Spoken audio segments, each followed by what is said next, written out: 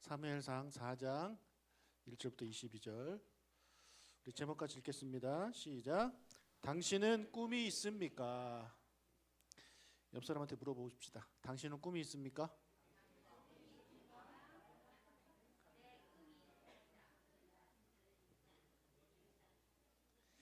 어떤 꿈이 있습니까? 여러분 어떤 꿈을 꾸시나요? 우리 이제 11월부터 사무엘상 이제 묵상하고 있는데요. 여러분 성막에서 자고 있던 사무엘을 하나님이 부르시죠. 부르시는데 사무엘이 자꾸 엘리가 부른 줄 알고 엘리한테 가는 내용을 우리가 이제 묵상을 했습니다. 하나님이 사무엘을 그 밤에 부르신 이유가 뭐냐면 가문을 이제 엘리의 가문을 심판할 것이다라는 것을 말씀해 주기 위해서입니다.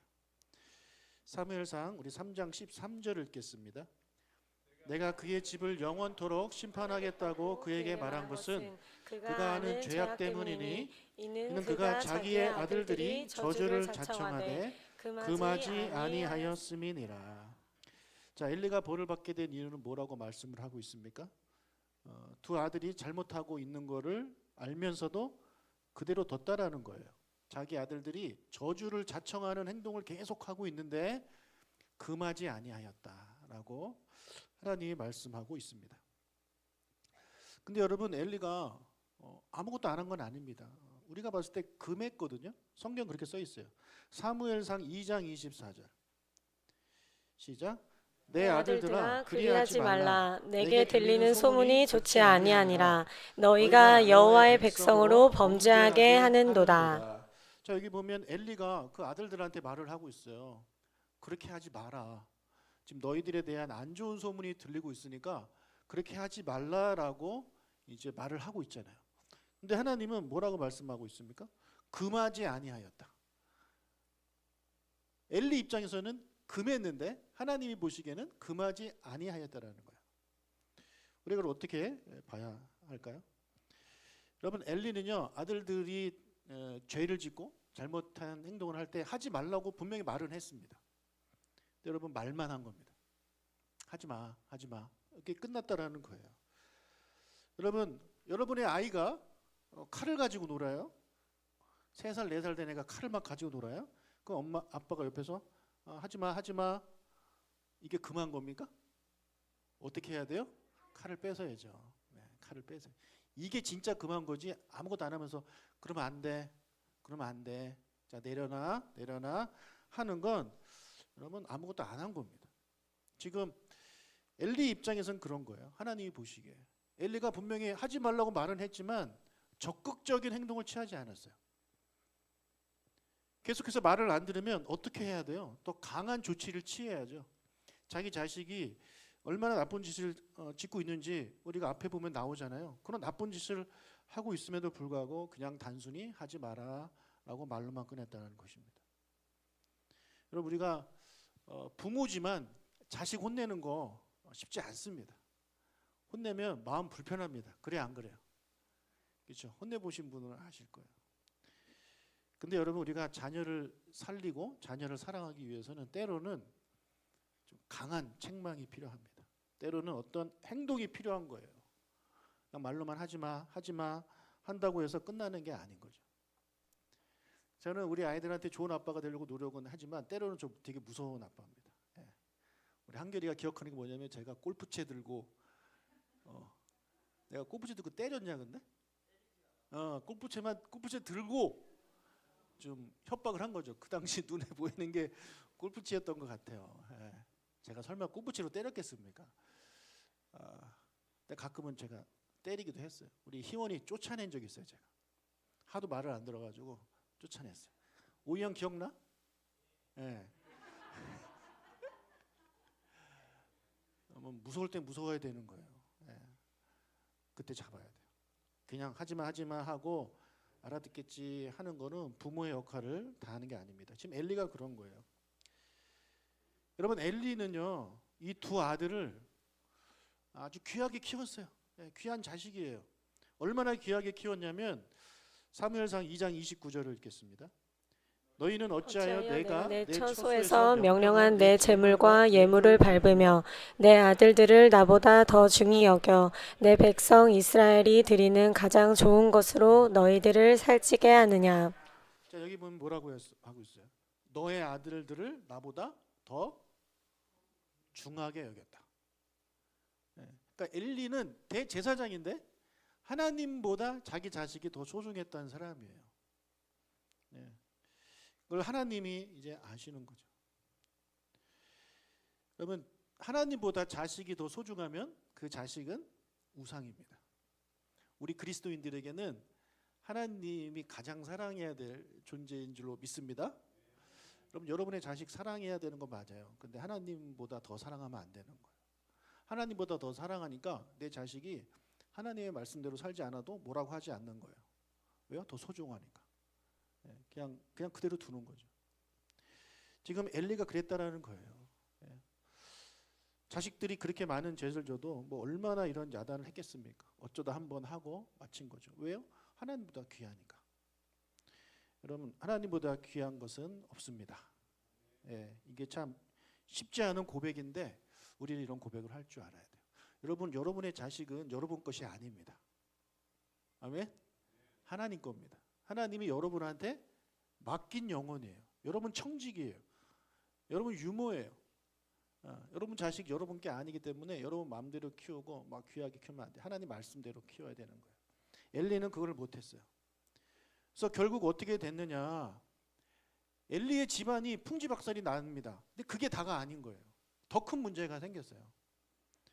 왜냐하면 엘리는요, 그냥 일반 사람이 아니라 이스라엘의 지도자예요. 대제사장이면서 사사예요. 여러분, 그 당시 종교 지도자는요, 최고 지도자예요. 그때는 왕도 없었어요. 대제사장이 최고의 힘을 가진 사람입니다. 그리고 왕이 생기기 전에 이스라엘 다스렸던 사람들이 이제 사사라고 하는데, 그러니까 엘리는 종교적인 그런 그 지위도 갖고 있었을 뿐만 아니라 정치적인 지위도 갖고 있었던 사람이에요. 근데 그 사람이 자기 자식을 그렇게 키웠어요. 여러분, 그런 사람이 하나님의 백성들을 제대로 키웠을까요? 그렇지 않습니다. 어느 날 이스라엘이 블레셋과 전투를 벌였습니다. 블레셋이 쳐들어와서 싸우게 됐는데 그 전투에서 이스라엘 군사가 4,000명이 죽게 돼요. 그러니까 블레셋은 되게 강한 존재예요. 그럼 블레셋은요, 유럽 사람이에요. 유럽, 저 에게에 있는 그레데. 여러분, 지난번에 우리 그레데 배웠죠? 그레데 악한 사람들이라고 이제 디도서는 이야기하고 있잖아요. 그 악한 사람들의 일부가 지중해를 건너서 내려온 땅이 바로 블레셋 땅이에요. 그러니까 블레셋 사람들은 유럽 사람이에요. 유럽 사람들은 우리 덩치가 좋잖아요. 그리고 그들은 힘이 있었는데 뿐만 아니라 그들은 철기 문화를 사용했던 사람들이에요. 즉 무기가 철이라는 거예요. 근데 당시 이스라엘을 비롯해서 그 가나안 땅에 살고 있었던 사람들의 무기는 다 청동기예요. 구리예요. 여러분, 칼하고 그 쇠하고 구리하고 부딪히면 누가 이기겠습니까? 당연히 쇠가 이기는 거예요. 그러니까 이런 결과가 나오는 거예요. 싸워봤자 져요. 무기 자체가 비교가 안 되기 때문에. 그래서 4,000명이 이스라엘 군사가 죽었어요. 전투에서 패한 후에 모여서 이제 회의를 합니다. 4장 3절. 돌아오매 이스라엘 장로들이 이르되 여호와께서 어찌하여 우리에게 오늘 블레셋 사람들 앞에 패하게 하셨는고 여호와의 언약궤를 실로에서 우리에게로 가져다가 우리 중에 있게 하여 그것으로 우리를 우리 원수들의 손에서 구원하게 하자 하니. 자, 이 사람들이 어떤 얘기를 하냐면 장로들이 말하는 거예요. 하나님의 언약궤를 가지고 나가자. 하나님의 언약궤를 가지고 나가면 우리가 이길 것이다. 이들이 왜 이런 생각을 하냐면 가나안 정복할 때 이 언약궤가 가는 곳마다 승리를 했단 말이에요. 그러니까 그들도 그런 생각을 하는 거예요. 언약궤를 갖고 나가면 이길 것이다. 근데 여러분, 언약궤가 승리를 주는 게 아닙니다. 언약궤와 함께 하시는 하나님이 승리를 주시는 거죠. 그렇죠? 근데 이 사람들이 그거를 모르는 거예요. 그러니까 과거에 언약궤가 나가서 승리한 거는 언약궤에 함께한 하나님이 계셨기 때문에 승리한 건데 그들은 그건 잊어버리고 언약궤에 어떤 능력이 있다, 언약궤에 어떤 힘이 있다, 그렇게 생각했기 때문에 그것을 들고 나가면 된다, 이긴다, 이런 어리석은 행동을 한 겁니다. 근데 그걸 들고 나가서 어떻게 되냐면 또 져요. 또 지고 또 그것까지 뺏깁니다. 여러분 그건 믿음이 아니었어요. 그들이 모르는 거예요. 예, 무지에서 나온 믿음이에요. 여러분 믿음이 무조건 좋은 게 아니라 무지에서 나온 믿음은요 맹신이에요. 이게 사람 죽이는 겁니다. 큰일 납니다. 우리가 믿더라도 제대로 알고 믿어야 됩니다. 하나님 말씀을 제대로 읽고 제대로 알고 믿어야지 바른 길로 나가는 것이지 그냥 무작정 앞에서 얘기하는 거 다 믿고 아멘 아멘 하다 보면 위험한 이단에 빠지게 될 수도 있습니다. 이스라엘 백성들이 그랬다라는 거예요. 자, 이 싸움 언약궤를 들고 갔더니 몇 명이 죽었냐면 3만 명이 죽었어요. 그냥 싸웠을 때는 5천 명이 죽었는데 언약궤 들고 나갔더니 3만 명이 죽었어요. 몇 배 더 죽었어요. 그 전투에서 엘리의 두 아들 홈니와 비느하스도 이제 죽게 되었습니다. 법궤도 빼앗기고 그 전투에 참여해서 살아남은 자가 엘리한테 달려와서 상황을 보고해요. 4장 17절. 소식을 전하는 자가 대답하여 이르되 이스라엘이 블레셋 사람들 앞에서 도망하였고 백성 중에는 큰 살육이 있었고 당신의 두 아들 홈니와 비느하스도 죽임을 당하였고 하나님의 궤는 빼앗겼나이다. 18절. 하나님의 궤를 말할 때 엘리가 자기 의자에서 뒤로 넘어져 문 곁에서 목이 부러져 죽었으니 나이가 많고 비대한 까닭이라. 그가 이스라엘의 사사가 된 지 40년이었더라. 두 아들이 죽고 그리고 법궤를 빼앗겼습니다라는 보고를 하는데 두 아들이 죽었습니다라고 할 때는 그가 넘어지지 않고 법궤를 빼앗겼습니다 할 때 넘어집니다. 그리고 죽어요. 여러분 생각을 해보세요. 지금 엘리는 하나님보다 자기 자식을 더 사랑한 사람이에요. 그러면 법궤를 빼앗겼다는 얘기를 들었을 때 충격을 받아야 돼요? 두 자식이 죽었다는 말에 충격을 받아야 돼요? 그렇죠. 예. 근데 여기 보면 하나님의 궤를 빼앗겼습니다라고 말할 때 뒤로 넘어져 죽었다라는 거예요. 여러분 지금 엘리가 앉았던 의자가 흔들 의자가 아니에요. 그냥 의자예요. 흔들 의자라고 쳐도 여러분 이런 심각한 보고하는데 흔들흔들 하면서 보고를 들었겠습니까? 그러다가 깜짝 놀라서 넘어졌겠냐고요. 심각하게 들었을 거예요. 그런데 왜 언약궤가 뺏겼습니다라는 그 순간 그가 의자가 에서 넘어져서 죽었느냐? 의자가 부러진 거죠. 그때 갑자기 부러진 거죠. 여러분 누가 부러뜨린 것 같습니까? 하나님이 부러뜨리신 거예요. 언약궤를 뺏겼다라는 그 말을 들을 때 하나님이 부서뜨려 버리신 겁니다. 예, 심판이 그에게 임한 거죠. 근데 엘리의 가문은 여기서 비극이 끝나지 않아요. 비느하스의 아내가 만삭이었는데 그도 역시 죽습니다. 여러분 그런데 이 엘리 가문이 그 두 아들 죽고 며느리 죽고 자식 죽고 다 그 손주도 죽었잖아요. 이게 누구 책임이냐면 그 가정의 가장인 엘리한테 있는 거죠. 예. 아까 말씀드린 대로 자녀를 제대로 키우지 않았어요. 양육하지 않았어요. 그냥 하나님보다 더 소중하게 키웠어요. 오냐 키웠어요.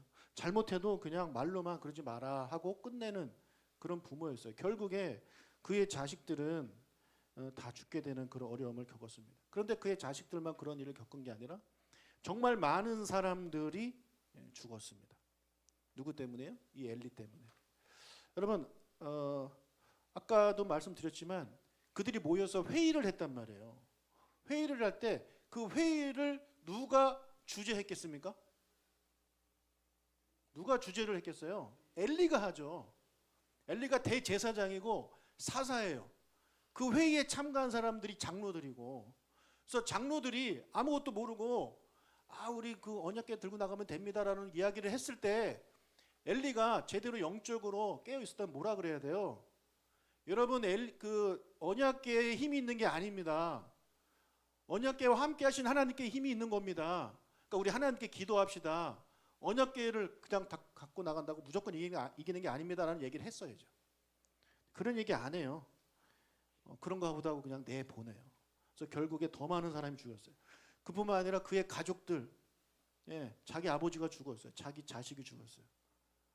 나중에 이 그 법궤를 다시 찾아올 때 법궤 구경하던 사람들이 5만 70명이 죽었어요. 그 뺏긴 거 다시 찾다가. 그러면 그들의 또 가족을 생각해 보세요. 그러니까 그 엘리 리더였던 엘리 제사장 한 명, 그 사람 때문에 그의 가족들뿐만 아니라 이스라엘 백성들의 정말 수십만 명의 사람들이 자기 아버지를 잃고 아들을 잃고 남편을 잃고, 여러분 그 당시에 남편, 아버지를 잃는다는 건 극빈자가 된다는 얘기예요. 되게 힘들게 살아가는 인생을 그들이 겪게 된 것입니다. 이 모든 게 다 대제사장이었던 엘리의 잘못이에요. 그에게 책임이 있는 거예요. 여러분 그가 의자에 앉아서 보고를 받을 게 아니라 그는 기도해야 돼요. 무릎 꿇고 하나님 앞에. 근데 그런 모습은 엘리가 보이지 않아요. 여러분 이 공동체에서 리더 한 사람이 얼마나 중요한가를 우리가 이 본문을 조금만 묵상해도 알 수 있는 겁니다. 여러분 그래서 저를 위해서 좀 기도 많이 해주시고, 여러분의 가정의 가장 남편을 위해서도 기도 많이 해주시고, 우리 교회의 여러 리더들을 위해서도, 또 우리 대한민국의 정치하는 분들을 위해서도 우리가 기도해야 되는 것입니다. 여러분 근데 이런 질문을 좀 던져볼 수 있죠. 엘리는 어쩌다가 이렇게 되었는가? 어쩌다가 엘리가 이렇게 되었는가? 그가 이스라엘을 40년 다스렸단 말이에요. 그러면 40년 다스리는 동안 그 40년 그 처음부터 이 사람이 이랬을까요? 저 아닐 거라고 생각해요. 예, 아닐 거라고 생각해요. 그가 언제 그 기름을 붓냐면, 기름 부음을 받냐면 만 30대에 기름 부음을 받습니다. 30세 때. 그때 모습이 우리는 어땠는지 정확히 알 수는 없지만 그래도 우리는 추측은 할 수 있죠.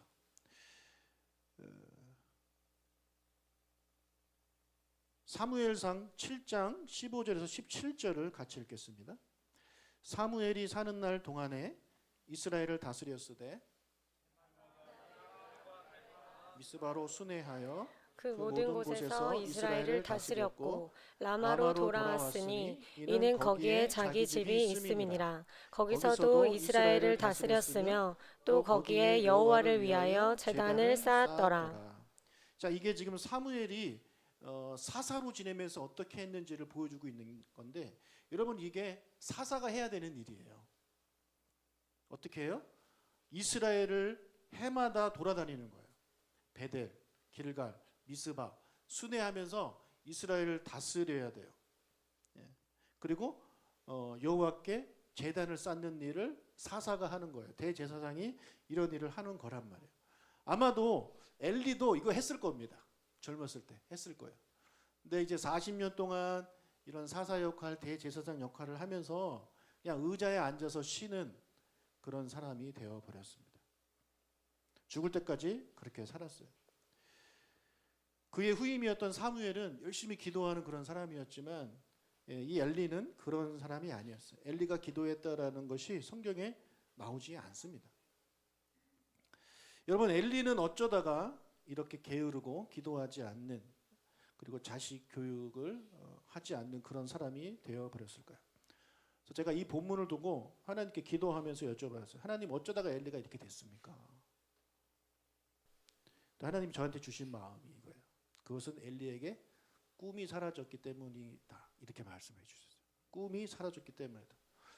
그래서 그 생각을 가지고 엘리의 모습을 다시 보니까 맞는 것 같아요. 꿈이 없는 사람의 삶의 모습이에요. 아무런 꿈이 없어요.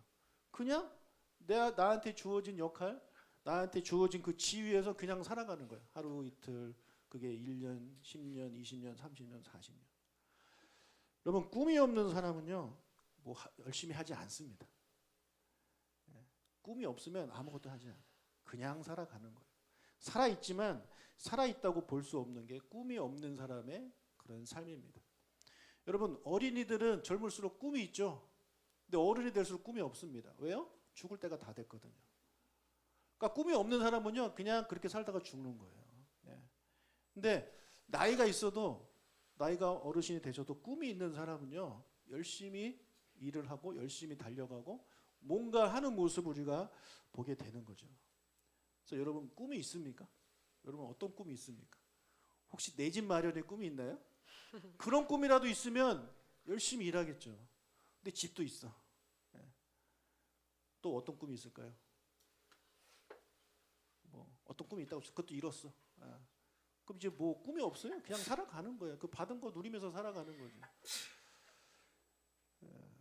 여러분 저도 꿈이 있었습니다. 꿈이 있었어요. 교회를 개척하는 게 꿈이었어요. 그 꿈이 이제 이루어졌죠. 개척을 했잖아요. 또 교회가 성장하는 꿈도 꿨어요. 저 진짜 꿈을 꿨어요. 잠자면서 교회 성장하는 꿈을 이렇게 많이 꿨단 말이에요. 그 꿈 중에 하나가 막 젊은이들이 막 오는 그런 꿈을 꿨는데 여러분 이 꿈 이루어 주신 것 같아요? 안 이루어 주신 것 같아요? 예, 저도 이루어 주신 것 같아요. 예. 하나님의 은혜로 교회가 꾸준히 성장했어요. 상가 교회에 있으면서 단독 건물을 갖는 게 꿈이었어요. 아, 우리는 언제 저런 단독 건물 갖나? 근데 하나님이 단독 건물에서 목회하게 해주셨어요. 이것도 꿈을 이루어 주셨어요. 자, 그럼 지금 현재 오유환에게는 어떤 꿈이 있는가? 저에게 한번 물어봤습니다. 물어봤더니 꿈이 없어요. 계획은 있는데 꿈이 없어져 버렸어요. 네? 계획은 있어요, 저도. 계획은. 아, 여기를 어떻게 더 넓히고 뭐 파랑새를 살까 말까, 뭐 이거를 부시고 다시 줘야 되나, 뭐 확장해야 되나, 아니면 저기 좀 경매로 나온 건물을 사가지고 이렇게 가야 되나, 이런 계획들이 있는데 여러분 건축하는 게 꿈인가요? 여러분 이거 파랑새 사는 게 꿈이라고 말할 수 있나요? 저는 꿈이 아니라고 봅니다. 그거는 그냥 계획이에요, 계획. 그래서 계획은 있는데 꿈이 없는 목사가 되어버린 것 같아요, 제가. 저 스스로 그렇게 느끼는 거예요. 여러분 제가 어제 한남노예에서 주최하는 부교역자 세미나에 다녀왔습니다. 여러분 누가 가는 것 같아요? 부교역자들이 가는 거예요. 근데 가고 싶더라고요. 부교역자 세미나. 왜냐면 우리 교회 부교역자가 없잖아요. 그래서 내가 부교역자다 해가지고 저는 말이 담임 목사지 부교역자랑 똑같아요. 예. 그래서 가야 되겠다. 신청해서 갔는데 담임 목사가 저밖에 없어요. 다 전도사님, 뭐 부목사님들이야. 그래서 그 테이블 조가 있었는데 제가 5조에 속했어요. 근데 도저히 거기 못 앉겠어요. 예. 이 사람들이 나를 물론 부목사로 보이겠지만 그래도 저분들이 내가 있으면 좀 불편하겠다 싶어가지고 저희 강의만 들었는데, 두 번째 강사 목사님이 이제 자기가 교회를 개척한 얘기를 해주셨어요. 근데 그 얘기를 들으면서 막 가슴이 뛰었어요, 제가. 네. 그분의 개척 스토리가 저의 그 개척 스토리와 너무 비슷한 거예요. 그분의 교회는 젊은이들을 위한 문화 선교를 하는 그런 교회예요. 그래서 홍대 그리고 강남 이런 데서 공유 오피스 빌리고 뭐 노래방 빌리고 그리고 그 공연장 이런 거 빌리고 술집 빌리고, 그래서 진짜 술집 여러분, 예, 진짜 술집을 빌려가지고 예배하는 그런 교회예요. 근데 그분이 저보다 나이가 10살이 더 많아요. 어르신이 그런 목회를 하고 계시더라고요. 근데 저도 뭐 아시는 분은 아시겠지만 14년 전에 개척 준비할 때 그런 목회가 하고 싶어가지고 제가 강남역에 갔어요. 예배 장소 구하러. 그래서 강남역 몇 번 출근지 기억이 안 나는데 바로 앞에 있는 공유 오피스에 제가 가서 여기서 예배 드리면 좋겠다 해서 좀 알아봤더니 노래하면 안 된대요. 근데 우리 예배 때 노래 안 하고 어떻게 합니까? 근데 그 목사님은 이렇게 했대요. 그냥 나 주의 믿음 갖고 홀로 걸어도 이렇게 했다는 거예요. 그래서 나도 그렇게 할 걸. 나 왜 그렇게 할 생각을 못했지? 한 거예요. 너무 좋았거든요, 그 위치가. 제가 또 강남하고 어울리지 않습니까? 네, 죄송합니다. 그래서 안 되겠다 해가지고 그러면 노래를 마음껏 할 수 있는 곳을 찾아보자 해가지고 그 옆에 사당역에 갔어요. 뺑 돌면서 간 게 제가 노래방을 갔어요. 예, 노래방에 가서 제일 큰 노래방, 제일 큰 방을 보여달라 그래가지고 딱 들어갔어요. 여러분 노래방 한 번도 안 가보셔서 모르죠? 예, 어둠침침하고 좀 담배 냄새도 나고 그럽니다. 예, 그래서 사장님한테 이 큰 방 저 좀 여기서 지금 주일마다 일요일마다 좀 한 2시간 빌리고 싶은데 얼마입니까? 내가 물어봤어요. 그랬더니 뭐 하시려고요? 그래요. 그래서 예배 드리려고요. 사장님이 노래방에서 예배 드리기 좀 그렇지 않습니까? 그래서 안 된다고 그래가지고 제가 포기했어요. 노래방은 주인이 안 빌려주고 저기는 조용하라고 해서 안 돼요. 근데 그 목사님은 한 거예요. 계속 찾아다닌 거죠. 저랑 그게 차이가 있어요.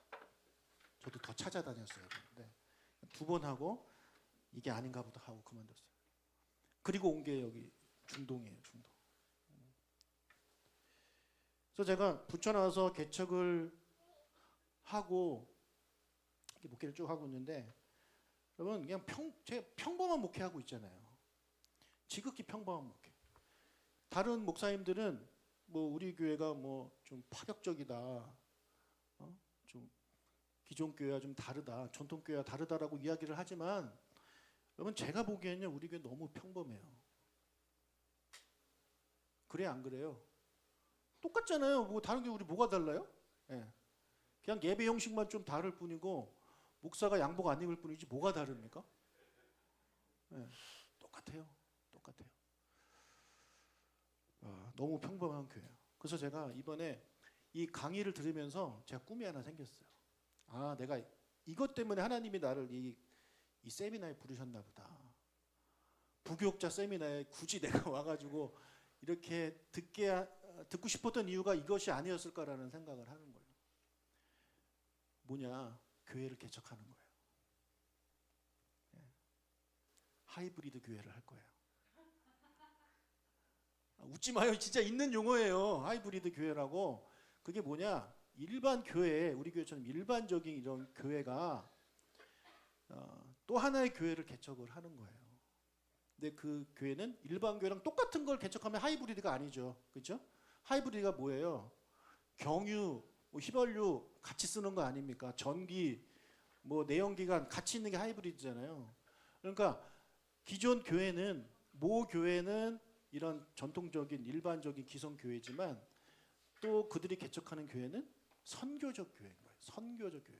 선교적 교회는 뭐냐? 물론 교회 일반 교회도 선교하지만 이 선교적 교회는 말 그대로 선교가 목적인 거예요. 선교는 뭡니까? 믿지 않는 사람들한테 하는 거죠. 그러니까 수평 이동으로 그렇게 성장하는 교회가 아니라 그냥 100% 믿지 않는 사람들을 위한 교회인 거죠. 그래서 그 목사님이 그래서 이제 젊은이들이 많이 다니는 홍대에서 시작을 한 겁니다. 여러분 홍대에 젊은이들이 물론 그리스도인들도 많이 있겠지만 대부분 그리스도인이 없어요. 그 목사님 교회는 그 성소수자도 다닌대요. 그런 사람들이 올 수 있는 곳. 그리고 거기는 찬양 인도하는 사람들이 인디밴드 하는 사람이라서 인디밴드 어떤 느낌인지 아십니까? 락하고 막 그런 사람들인데 찬양 인도를 그렇게 한대요. 락. 근데 우리가 보기에는 찬양 인도를 막 락으로 하면 이상할 거 아니에요. 근데 믿지 않는 사람들 입장에서는 찬양 인도를 락으로 하는 거나 발라드처럼 하는 거나 그들은 몰라요. 그냥 원래 이런 건가 보다 하는 거지. 또 그런 식으로 이제 목회를 하고 계세요. 그래서 제가 그 전에 그 강남역 앞에서 공유 오피스 빌리려다 실패하고 사당역에서 노래방 빌리려다 실패해서 그만둔 그 사역을 우리 교회 설립 15주년 되는 내년에 다시 시작해야 되겠다라는 마음이 제 안에 들었어요. 다른 교회를 하나 더 한다기보다는 하이브리드라니까요. 여러분 하이브리드 엔진이 뭐냐면 차가 한 대인데 거기에 경유도 있고 휘발유도 있는 거예요. 차가 2대가 아니고. 그래서 그분하고 좀 얘기 좀 했는데 신중동역 쪽 상가에다가 제가 문화 선교를 할 수 있는 교회를 좀 개척하려고 합니다. 근데 지금 당장 뭐 건물을 얻고 이런 거는 이제 안 하려고요. 일단 장소를 빌리는 것부터 시작할 겁니다. 여러분 오라는 얘기 아니에요. 오지 마세요. 도와주실 분은 와도 되는데 그 교회의 목적은 교회 다니지 않는 젊은이들, 뭐 어른들도 괜찮아요. 이 주일날 늦잠 자는 애들 있죠. 막 늦잠 자고 뭐 3시 4시에 일어나가지고 뭐 그런 애들 대상이에요. 우리 청년들 중에 혹시 난 그게 더 맞다 하면 글로 오면 돼. 우리 교회 사람들 오는 거 막지 않아요. 근데 그래서 주일 오후에 여기 모든 예배, 집회, 성경 공부 다 마치고 퇴근하는 게 아니라 그쪽으로 가서 교회를 한번 개척해 봐야 되겠다. 그런 마음을 제가 가지고 있습니다. 이게 제가 이번에 새로 꾸게 된 꿈입니다. 이 꿈 이야기를 우리 집사님한테 했더니 하지 마. 들어보지도 않고 하지 말래요. 이틀 동안 막 은혜 받고 막 도전 받고 왔는데 하지 말라는 한마디에 하지 말아야 되나 싶었는데 아니에요. 하나님이 주신 마음이라고 저는 생각해요. 그래서 여러분도 혹시 그런 저희가 지금 꾸고 있는 꿈을 여러분도 들으면서 어떤 좀 가슴에 좀 설렘이 있고 막 가슴 뛰고 그래 그런 교회를 내가 하나님 나라 가기 전에 한번 이 부천 땅에다 세우면 좋겠다라는 마음이 드신 분이 계시다면 저랑 같이 하면 좋을 것 같아요. 없으면 그냥 저 혼자 하면 됩니다. 진짜로. 그냥 물론 오후에 예배를 하죠. 오후 예배를 해요. 그러니까 지금 이런 예배를 생각하시면 안 돼요. 그냥 어떻게 할지 저도 아직 잘 모르겠어요. 근데 문화선교예요. 문화선교. 젊은이들이 이렇게 올 수 있는 어떤 행사를 하고 프로그램을 진행하고 뭐 그렇게 하는 거죠. 뭐 그분은 저한테 교회가 좀 되면 커피숍을 하나 하래요. 근데 우리 교회가 아직은 그럴 안 되고 해가지고 그냥 일단 장소를 빌려가지고 어떻게 이것을 운영할지는 저와 같은 꿈을 꾸고 있는 사람들끼리 모여가지고 같이 기도하면서 한번 해보고 여러분 옆에서 기도로 좀 도와주시고 그래서 그런 꿈을 좀 제가 좀 꾸고 있습니다. 그래서 지금 당장은 우리 중동역 신중동역에 하나 이제 세우고 하나님이 은혜 주셔가지고 이 교회가 성장하면 다른 지역 부평 저기 그 먹자골목 많은 데 있잖아요. 그런 데 주로 젊은이들 그들을 보고 여기 오라고 하면 오겠습니까? 술 먹으러 갔다가 이게 뭐야 하고 들어오는 애들, 술 취해서 들어오는 애들, 뭐 그런 아이들을 위한 교회를 한번 개척해 보고 싶다라는 마음을 제가 가지게 됐어요. 그래서 너무 설레고 막 다시 젊어진 것 같아요. 다시 39살 그때로 돌아간 기분이에요. 물론 제가 거기에 신경 쓴다고 뭐 우리 조광목에 신경 안 쓰요 그거 아니에요. 걱정 안 하셔도 돼요. 제가 지금 무슨 말씀 드리는지 좀 이해가 되시나요? 그래서 같은 마음을 누군가 하나님이 주신다면 우리 같이 그 꿈을 우리 교회가 이루어갔으면 좋겠어요. 그래서 조광목 교회고 그 교회는 조광목 교회가 아니에요. 다른 이름을 칠 거예요. 어떤 이름 질지 아직 모르겠어요. 그런 제 꿈을 좀 가지고 있습니다. 그래서 그 꿈을 가지고 그 꿈을 이루기 위해서 제가 다시 한번 좀 일어나고 더 기도하고 더 이렇게 연구해보고 막 고민해보고 그렇게 부딪혀 볼 테니까 여러분들도 같이 좀 동참해 주시면 좋겠고요. 근데 이런 꿈을 저에게만 주시겠습니까? 여러분에게도 하나님은 꿈 주신다고 생각해요. 꼭 그런 교회 개척의 그런 꿈 말고 여러분 개인적인 꿈들이 있잖아요. 그런 꿈들이 없이 그냥 살아가면 아무리 젊어도 젊지 않은 거고 아무리 살아있어도 살아있는 게 아닙니다. 우리가 엘리처럼 될 가능성이 큽니다. 그냥 하루하루 만족하면서 살아가는 그런 인생을 사는 것이 아니라 하나님이 주신 어떤 꿈을 이렇게 이루어갈 수 있는 여러분 되시면 좋겠고요. 그 꿈이 없다면 이 시간에 한번 기도해서 여쭤보세요. 하나님, 제가 어떤 꿈을 꾸면 좋을까요?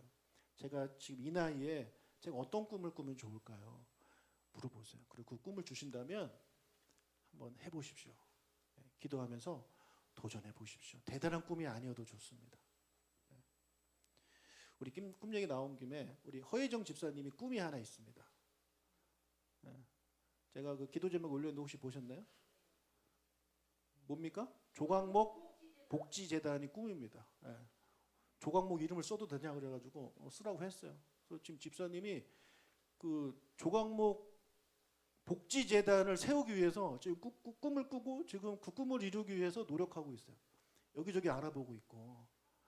여러분 저는 조각목교회 담임 목사인데도 저런 꿈을 생각도 못 해봤거든요.